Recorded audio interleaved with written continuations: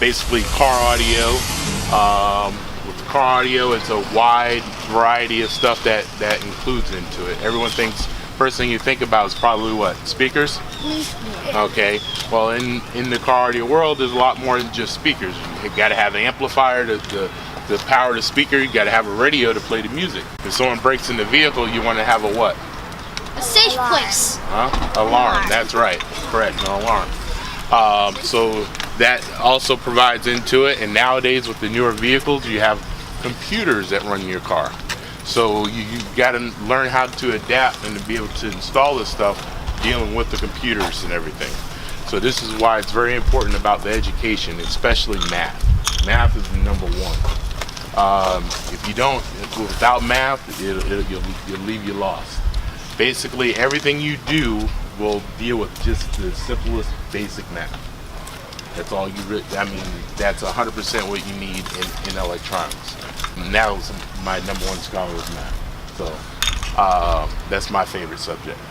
But besides that, like I said, I graduated from Tampa Tech with the electronics. I was also fortunate to actually design my own speakers and my own amplifiers and start my own company. I worked with various other companies first to learn more about the field, and then after working for them, I started up my own. Basically, my business itself, what I do is named up under Audio Creations of St. Pete. I also have a second store in Pinellas Park called Audio Creations of Pinellas Park. As far as the company goes, where I started with the speakers and everything, and the amplifiers, is called JE Eternal Audio. I have a website for it and everything. You can look it up and see some of the products and stuff. I have videos on here, some of the demonstrations. Last year I was at Daytona, and one of the big competitions, competing with my other vehicle. I have a big blue Suburban. Everyone knows this is Jethro's vehicle.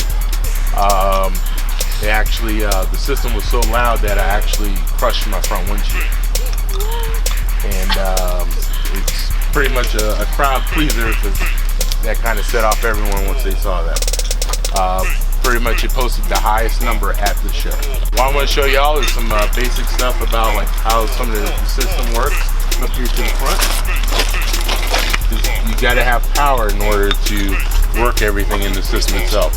The electronics must have some type of power source. Everyone here is familiar with an engine is, correct? Okay. The engine turns these generators here. These generators are called alternators. The alternators create your power. The power is the same thing as like at your house, Duke Energy. Everyone knows here what Duke Energy is, right? Without Duke Energy, you have no what? Energy. No, that's right. You can't turn the lights on. Well, in order to turn the system on, you have to have these alternators. Alright, so this right here is Duke Energy up under this truck. Okay?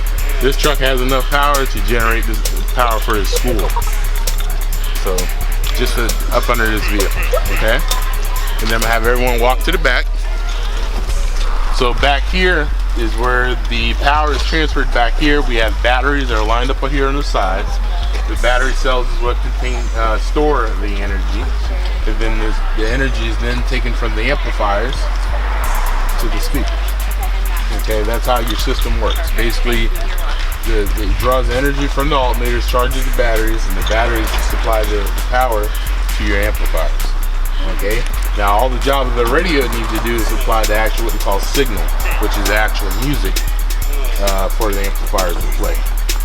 And basically what his job is doing is taking the signal and generating much bigger, much larger. That's why I call it amplifier. They're amplifiers. Alright, I'm going to show you here is about a speaker. Who here knows how a speaker works? Besides Joe. Alright, basically the key components of a speaker are you have a cone, you have a magnet, and then you have what they call the motor. Okay, when you take the speaker apart, alright, this is what you have is what they call the voice coil. The voice coil moves inside the magnet in a north and south pole position. Does it make it? Is that what makes the speaker go boom boom? Exactly. When you hear the boom boom, the speaker goes in and out. Okay. Then to show you how that boom boom is created, anyone here knows how a frequency works? Don't look at me. Okay. I'm gonna explain to you how frequencies work. How do you think a frequency works? I think it works that the sound waves bounce against create sound waves. Okay, actually it's not too bad of a, no, that's not a bad analogy of it. Basically, let me clear it up for you. Okay, the way it works is your frequencies are basically a vibration of air. Okay, and the vibration of air, the way it works is called your frequency is the same thing as a hertz. Okay, and what the hertz, it breaks down what they call a cycle. Okay, so if I say 1 hertz is the same thing as 1 cycle. Okay, a cycle is basically you take this speaker, when it goes up from the middle position, that's 180 degrees. Okay. All right. When it comes back down into central position and goes down, that's 180 degrees. So if it goes all the way up and all the way down, how many degrees is that total? 360. That's correct. That's correct. All right. So basically, it's traveled in a full 360 degrees. Now, when you say 360 degrees, what does that usually mean? I mean, stick your hand in there and you get lots of birds. Oh, man, we got a smart one up here. All right. Yeah, I like that. All right. Now, the speaker, when a speaker makes sound, does it turn in a circle? No. It moves in and out.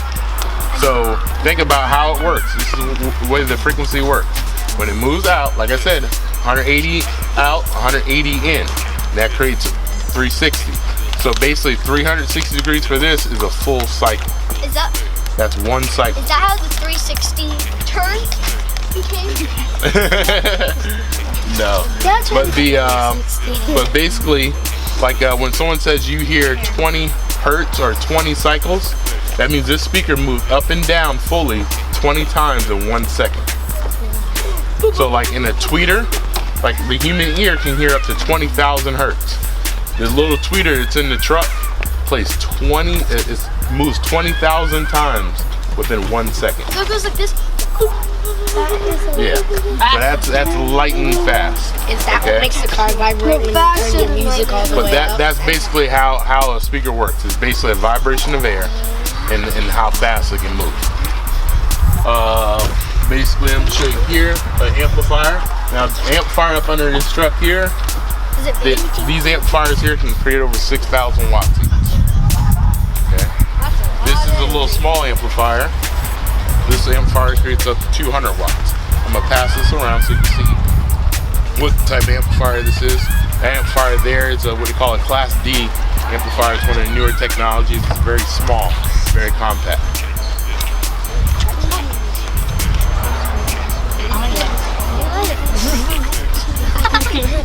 Can you light a fuse with this? Not that. Hey, can you do like green wire to the purple wire and then You make whatever colors you want. Can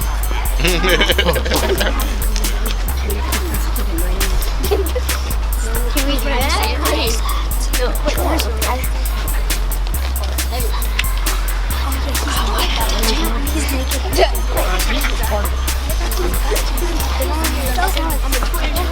And after we're done passing that out, we're gonna who would like to hear some music? Me!